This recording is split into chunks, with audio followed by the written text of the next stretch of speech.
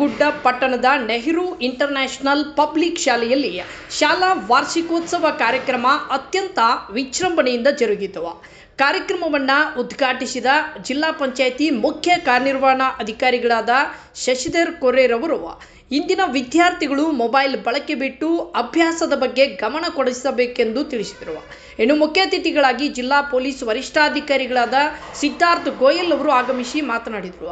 ಇಂದಿನ ಮಕ್ಕಳು ಓದಿನ ಕಡೆ ಗಮನ ಹರಿಸಿ ಬಾಲ ಅಪರಾಧಗಳ ಪ್ರಕರಣದಲ್ಲಿ ತೊಡಗದಂತೆ ಜಾಣರಾಗಿ ಸಮಾಜದಲ್ಲಿ ಒಳ್ಳೆಯ ಬದುಕು ರೂಪಿಸಿಕೊಳ್ಳಿ ಎಂದು ಸಲಹೆ ನೀಡಿದರು. ಇನ್ನು ಕಾರ್ಯಕ್ರಮಕ್ಕೆ ವಿಶೇಷ ಅತಿಥಿಗಳಾಗಿ ಆಗಮಿಸಿದ್ದ ಕನ್ನಡ ಚಿತ್ರರಂಗದ ಪ್ರಸಿದ್ಧ ನಟಿ ಶರಣ್ಯ ಶೆಟ್ಟಿ ಅವರು ಗ್ರಾಮೀಣ ಮಕ್ಕಳಿಗೆ ಉತ್ತಮವಾದ ಶಿಕ್ಷಣ ನೀಡುತ್ತಿರುವ ಶಾಲೆ ಹಾಗೂ ಇಲ್ಲಿ ಕಲಿತ ಮಕ್ಕಳು ಡಾಕ್ಟರ್, ಇಂಜಿನಿಯರ್ ಸೇರಿ ಮುಂತಾದ ಉನ್ನತ ಹುದ್ದೆಗಳಲ್ಲಿ ಕೆಲಸ ನಿರ್ವಹಿಸುತ್ತಿರುವುದು ಸಂತಸದ ವಿಷಯ ಎಂದರು.